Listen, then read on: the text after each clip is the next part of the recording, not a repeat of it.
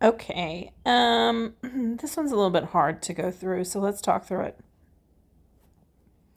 It is Retro Arby's mural. It's a mural installation inside Arby's of Bremen, Georgia. When I look at the picture, again, just did a video on this yesterday. This is not a mural.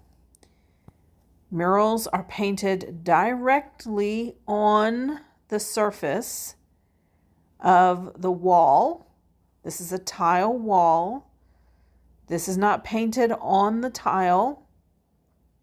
This is a framed piece that is attached to the wall.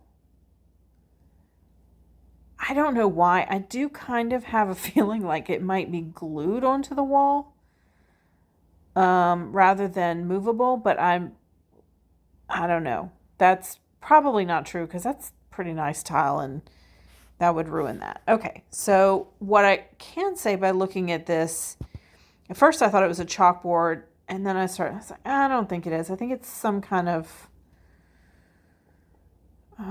photograph. I don't know. It is art. However, I think this is pretty obviously the standard definition of what we talk about in the community as corporate art. But let's look at the second picture helps me identify that a little bit better. So if I look at where this is in location, this is hung right next to the ordering counter.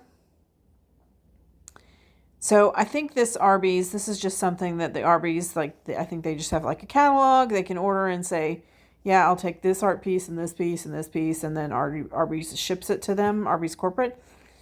So I don't think this is really, it's not local to Bremen, Georgia. It's not celebrating like the connection to the community. It's just an old piece of Arby's. It's not educational to explain like the history of Arby's and how it started.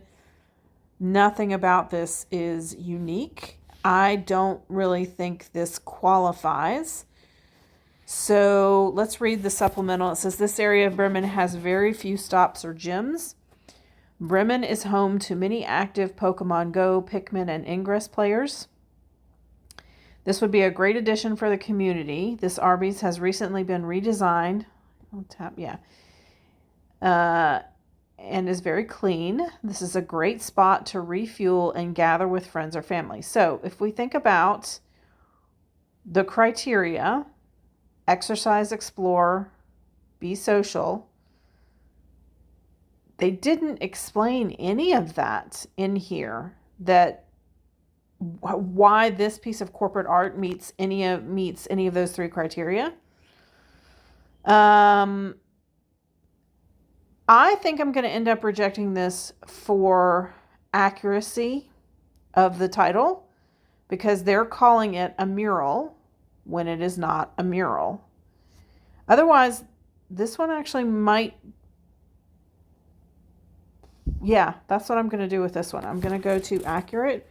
I'm going to downvote that, and I'm going to give it bad title, low quality or inaccurate title, because it's not a mural.